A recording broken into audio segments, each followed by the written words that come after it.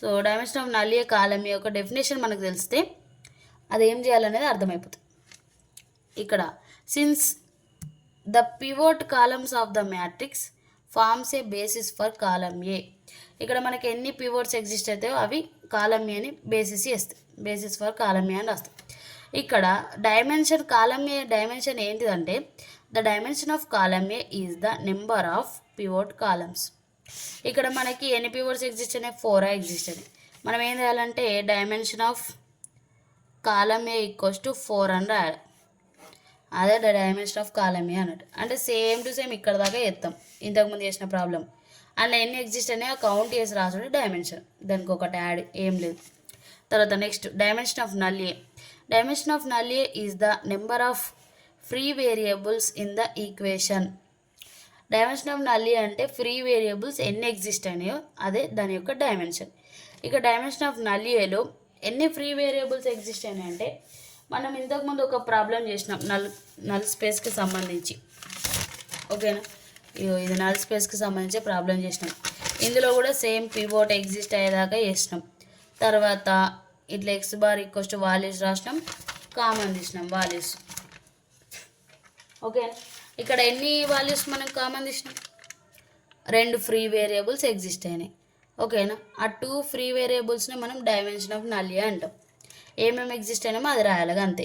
అంటే ఇక్కడ 2 ఏం ఎగ్జిస్ట్ అయినా మన యూ బార్ వి బార్. ఆ యూ బార్ వి బార్ అనేది డైమెన్షన్ ఆఫ్ నల్ ఏ, అది రాయాలన్నట్టు. ఓకేనా? ఒక ప్రాబ్లం చూస్తే మీకు అర్థమైపోతుంది. డైమెన్షన్ ఆఫ్ కాలం ఏ అంటే ఎన్ని పివోట్ ఎగ్జిస్ట్ అవుతాయో ఆ నెంబర్ రాయాలి.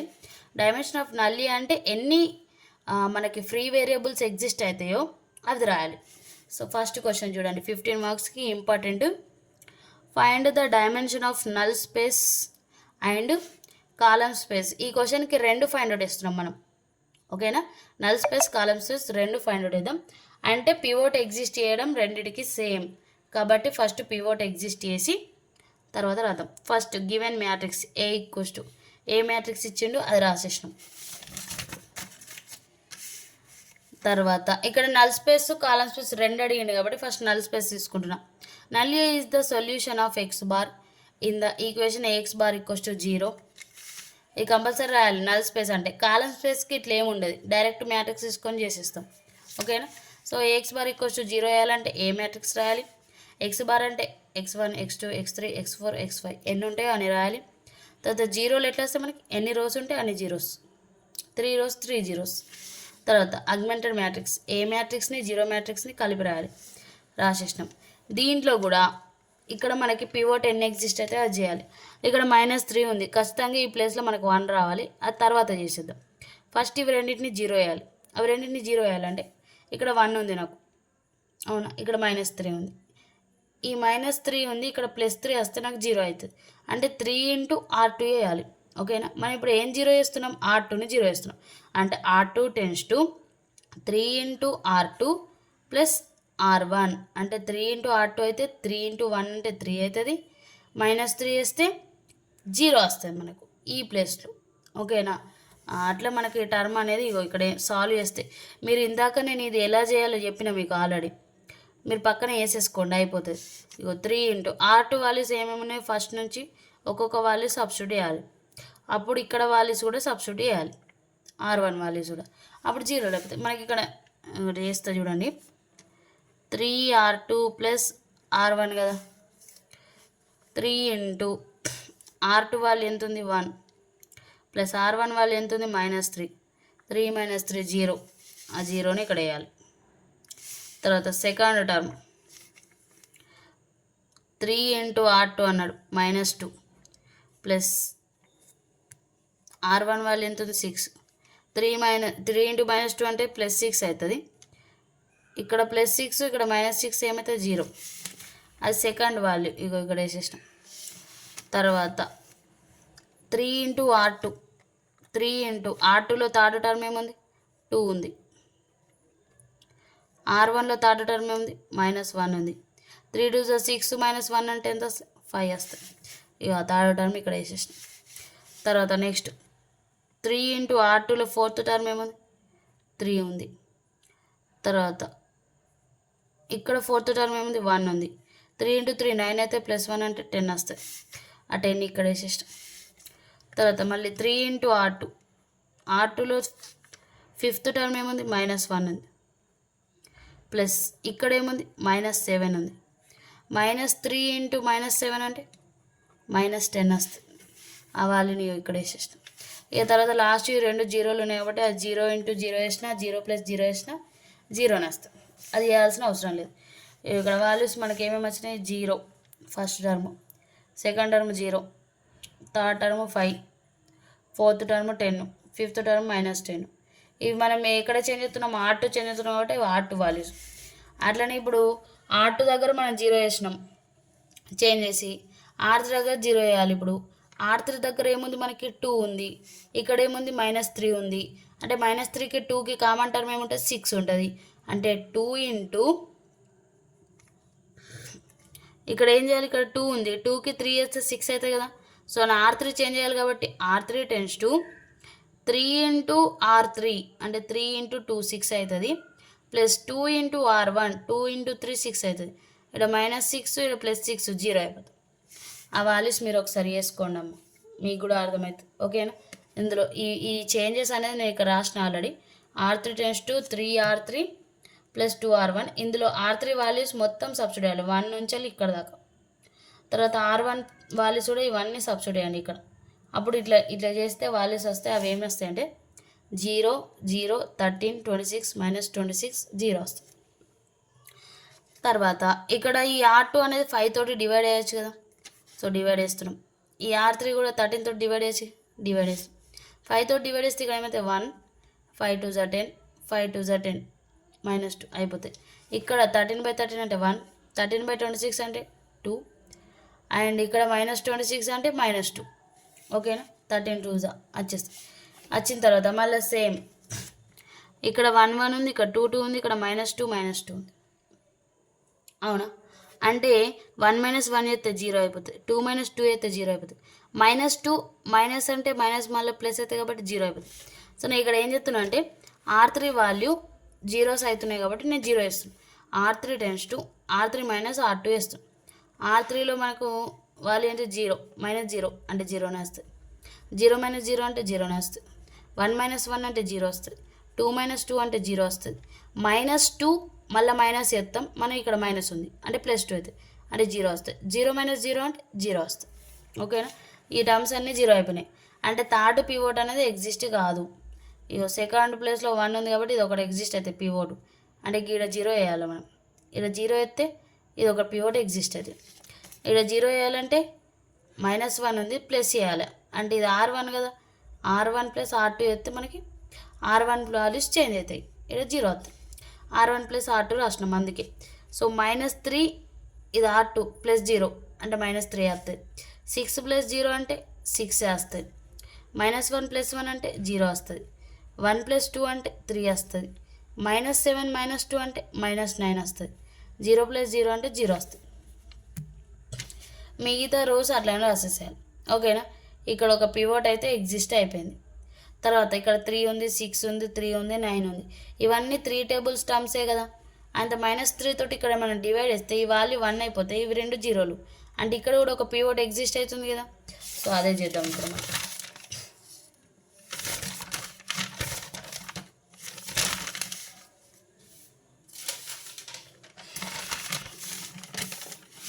ఇక్కడ చూడండి,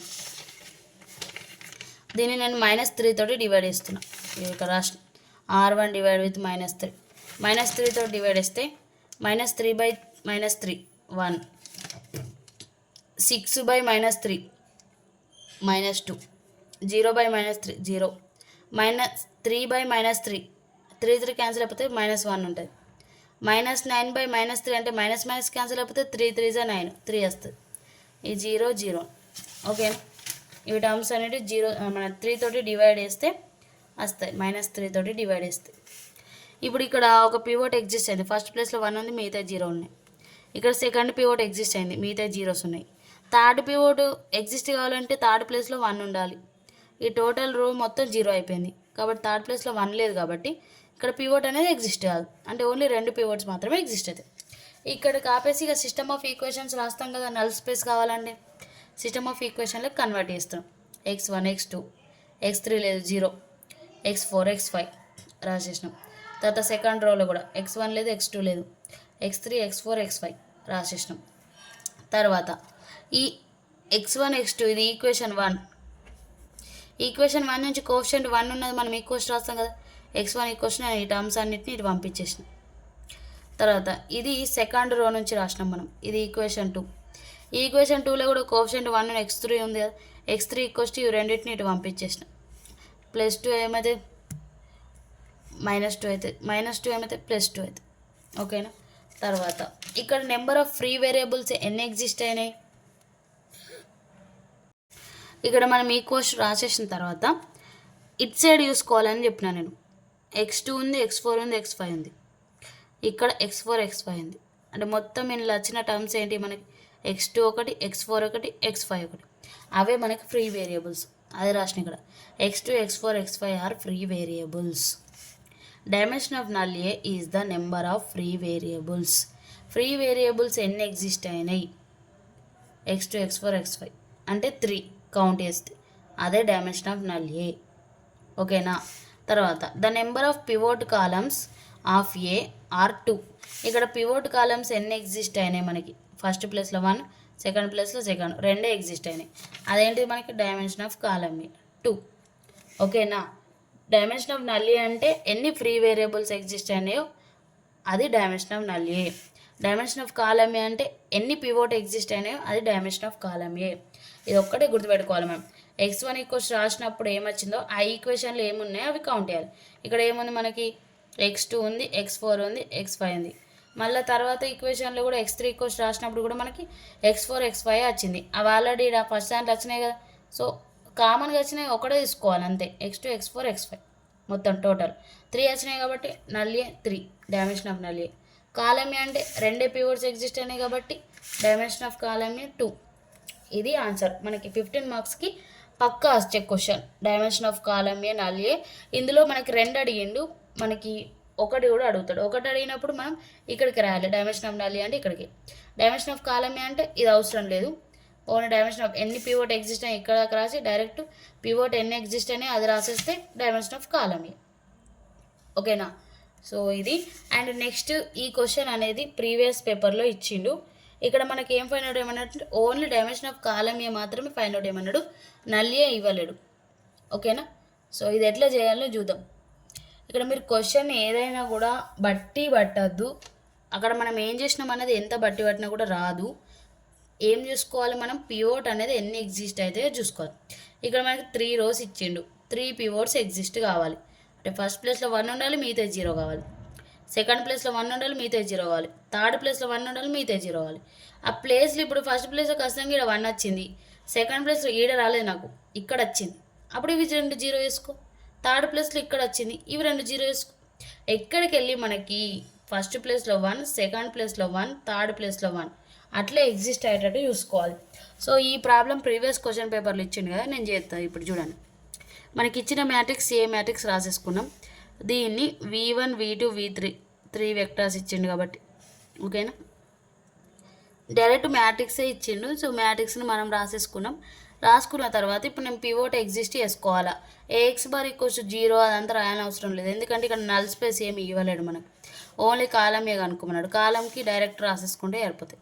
సో ఇక్కడ మనకున్న వాల్యూలో ఫస్ట్ వాల్యూ 1 ఆల్రెడీ ఉంది, అంటే మిగతా 2 వాల్యూస్ని 0 వేయాలి. అది ఓకే కదా. సో మిగతా 2 వాల్యూ 0 వేయాలంటే ఇది R2, ఇది R3. R2 0 వేయాలంటే నాకు ఇక్కడ 1 ఉంది. సో 1 - 1 చేస్తే అయిపోతుంది కదా. అంటే R2 - R1 చేస్తే మనకి 0 వచ్చేస్తుంది సెకండ్ ప్లేస్లో. అదే వేస్తున్నాను ఇప్పుడు. R2 → R2 - R1. 1 - 1 0, 2 ఇక్కడ మైనస్ ఇక్కడ మైనస్ ఏమవుతుంది, ప్లస్ అవుతుంది. అంటే +1 అయితే 3 వస్తుంది. తర్వాత ఇక్కడ 1 - 1 0, ఇది అయిపోయింది. తర్వాత నెక్స్ట్ R3 చూద్దాం. R3లో ఇక్కడ 3 ఉంది, నాకు 0 రావాలి. ఇక్కడ 0 రావాలంటే 3 - 3 × R1 చేయాలి, అప్పుడు 0 అవుతుంది. నేను అందుకు రాసిన R3 - 3 × R1. ఇక్కడ చేసిన చూడండి, 3 - 3 × R1 వాల్యూ మనకి ఏముంది, ఇక్కడ 1 ఉంది. R3 వాల్యూ ఫస్ట్ 3 ఉంది, ఇక్కడ R1 వాల్యూ ఫస్ట్ టర్మ్ ఏముంది 1 ఉంది. సో చేస్తే 3 - 3 0 వచ్చింది. సెకండ్ వాల్యూ ఇక్కడ ఏముంది మనకి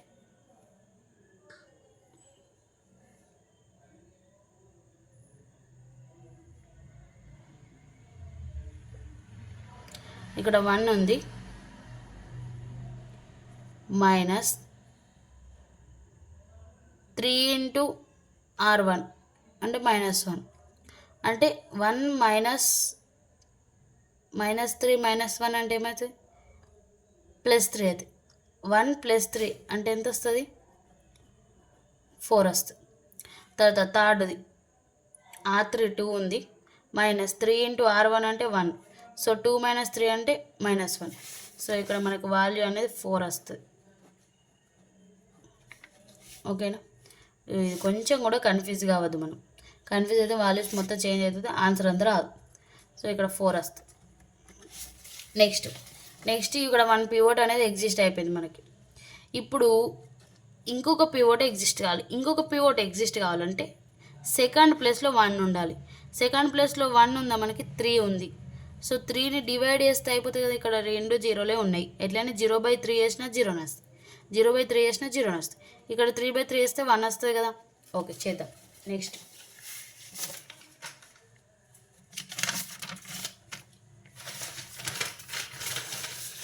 ఇక్కడ మనకి మ్యాట్రిక్స్ ఏముంది 1 0 0 -1 3 4 1 0 -1.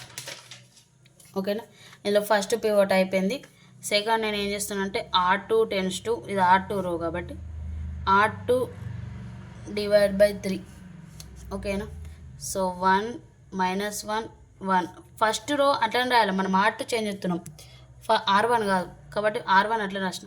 R2లో 0/3 అంటే 0, 3/3 అంటే 1, 0/3 అంటే 0. మళ్ళీ R3 సేమ్ రాయాలి 0 4 -1.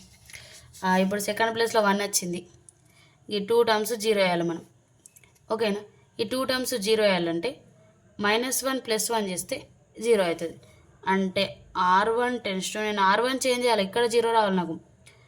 R1 -1 ఉంది, దీని +1 రాస్తే అయిపోతుంది కదా, అంటే +R2.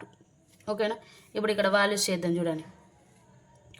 R1 అంటే ఏముంది 1 ప్లస్ R2 అంటే 0 అంటే 1 వస్తుంది. ఇక్కడ ఏముంది -1 ప్లస్ R2 అంటే 1 ఉంది 0 వస్తుంది.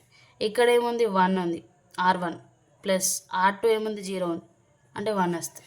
ఓకేనా, 1 0 1 వస్తాయి. ఇక్కడ 1 0 1 వస్తుంది మనకి, అదే రాస్తాను నేను 1 0 1. ఇది R1 చేంజ్ చేస్తున్నాం కాబట్టి. తర్వాత సెకండ్ సేమ్ రాయాలి 0 1 0 0 4 -1. ఇప్పుడు నాకు ఇక్కడ 0 అయిపోయింది. ఇక్కడ ఒక 0 వేస్తే సెకండ్ పివోట్ కూడా ఎగ్జిస్ట్ అయిపోతుంది. ఈ 0 వేయాలంటే ఇదేంటిది R3. ఓకేనా, R3 → 4 ఉంది, ఇక్కడ -4 రావాలి మనకి. అంటే R3 -4 × R2. ఇది R2 కదా. ఇక్కడ కూడా వాల్యూస్ సబ్స్టిట్యూట్ అవుతుంది చూడండి. R3లో ఫస్ట్ టర్మ్ ఏముంది 0 -4 × R2లో ఫస్ట్ టర్మ్ 0 అంటే 0. నెక్స్ట్ R3లో సెకండ్ టర్మ్ 4 -4 × ఇక్కడ సెకండ్ టర్మ్ 1 4 - 4 0. నెక్స్ట్ ఇక్కడ థర్డ్ టర్మ్ -1 -4 × ఇక్కడ 0 ఉంది అంటే -1 వస్తుంది. ఓకేనా, ఈ వాల్యూస్ మనం R3లో చేంజ్ చేద్దాం. ఫస్ట్ రో సేమ్ అట్లనే వస్తాయి 1 0 1 0 1 0, అవేం చేంజ్ చేయొద్దు. థర్డ్ రోలో మనకు వాల్యూస్ ఏమొచ్చింది, first 0, second value 0, third value -1 వచ్చింది. ఓకేనా, ఇప్పుడు నాకు 2 పివోట్స్ ఎగ్జిస్ట్ అయినాయి. థర్డ్ పివోట్ ఎగ్జిస్ట్ కావాలంటే ఇక్కడ 1 ఉండాలి, ఇక్కడ 0 ఉండాలి. నేను ఏం చేస్తానంటే మళ్ళీ ఇది R3 కదా, R3 → 2 R3 ప్లస్ -1 ఉంది, ఇది +1 చేస్తే అయిపోతుంది కదా అంటే R1. సో మళ్ళీ చేద్దాం. R3 వాల్యూ ఏముంది 0 ప్లస్ R1 వాల్యూ 1 ఉంది.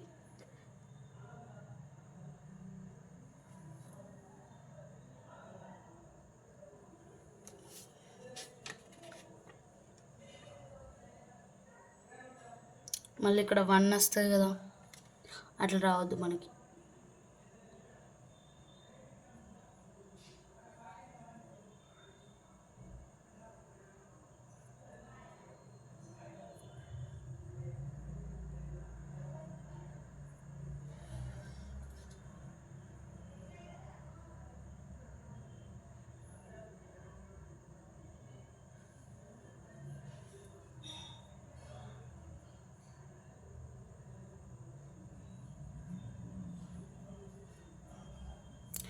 ఇక్కడ మనకి R3లో -1 ఉంది.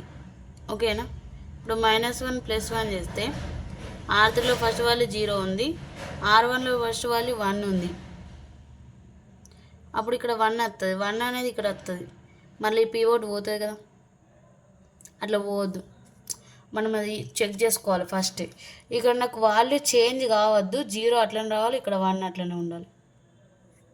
కానీ వస్తలే నాకు ఇక్కడ 1 వస్తుంది, అప్పుడు మళ్ళీ పివోట్ కాదు.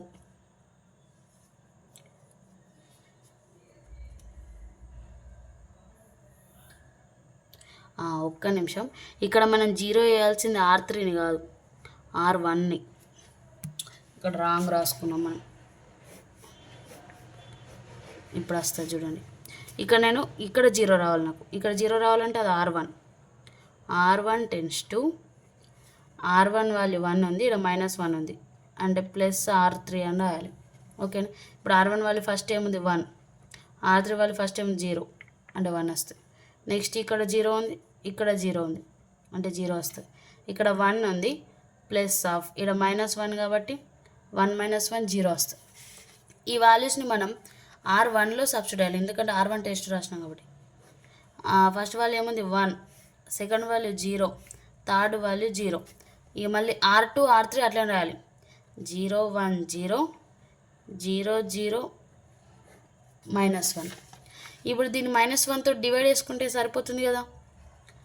R3 tends to R3 divide with -1. First row అట్లా రాయాలి 1 0 0, second row same, third row -1 తోటి డివైడ్ చేస్తే 0/something 0, ఇక్కడ 0/something 0, -1/-1 అంటే +1 అవుతుంది.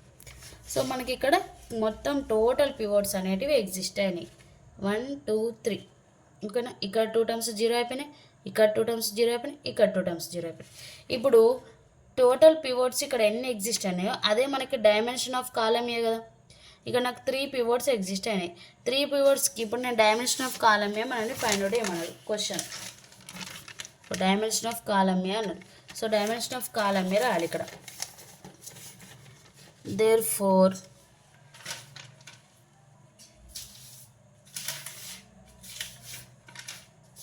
the number of pivot columns ఎన్ని ఎగ్జిస్ట్ అయినాయి, the number of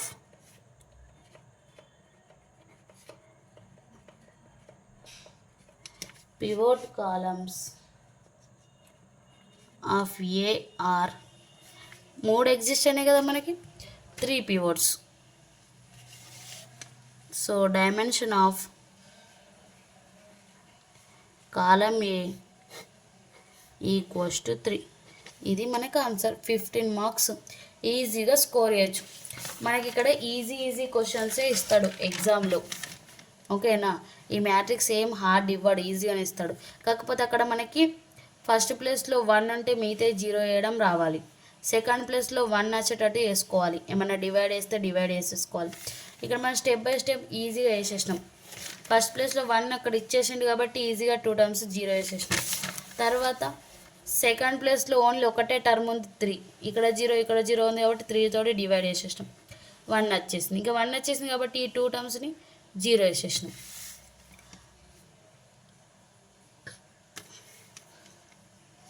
ఓకేనా? ఇక్కడ 1 వచ్చింది కాబట్టి R1 + R3 వేసినాం.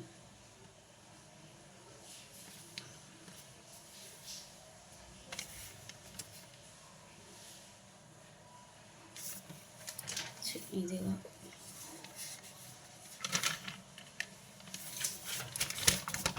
ఇక్కడ చూడండి, ఈ క్వశ్చన్లో ఫస్ట్ ప్లేస్లో 1 ఇచ్చిండు. ఫస్ట్ ప్లేస్లో 1 ఇచ్చింది కాబట్టి మిగతా 2 టర్మ్స్ 0 వేసేసినాం. తర్వాత సెకండ్ ప్లేస్లో ఒకటే టర్మ్ ఉంది కాబట్టి 3 తోటి డివైడ్ చేస్తే అక్కడ 1 వచ్చేసింది. ఇక్కడ 1 వచ్చింది కాబట్టి మిగతా 2 టర్మ్స్ 0 వేయాలి, R1 R3. So R1 + R2 వేస్తే మనకి R1 ప్లేస్లో ఇక్కడ 0 వచ్చింది. తర్వాత ఇప్పుడు ఇక్కడ 0 రావాలి కాబట్టి R3 - 4 R2 వేస్తే ఇక్కడ కూడా 0 వచ్చింది. ఈ వాల్యూస్. ఇక్కడ 0 వచ్చిన తర్వాత ఇక్కడ మనకి -1 ప్లస్లో +1 వచ్చేస్తుంది ఈజీగా. ఎందుకంటే ఇక్కడ 2 టర్మ్స్ 0నే ఉన్నాయి కాబట్టి మైనస్ తోటి మల్టిప్లై చేసుకోవచ్చు, లేదంటే డివైడ్ చేసుకోవచ్చు. అప్పుడు ఇక్కడ +1 అయిపోతుంది. ఓకేనా? సో దానికంటే ముందు నేను ఏం చేస్తున్నా అంటే ఇక్కడ టర్మ్ 0 అయితేనే ఇది పివట్ ఎగ్జిస్ట్ అవుతుంది. ఈ 0 కావాలంటే నేను ఇక్కడ 0 కావాలి కాబట్టి ఇది R1. సో R1 చేంజ్ చేస్తూ R1 + R3 వేసినాం.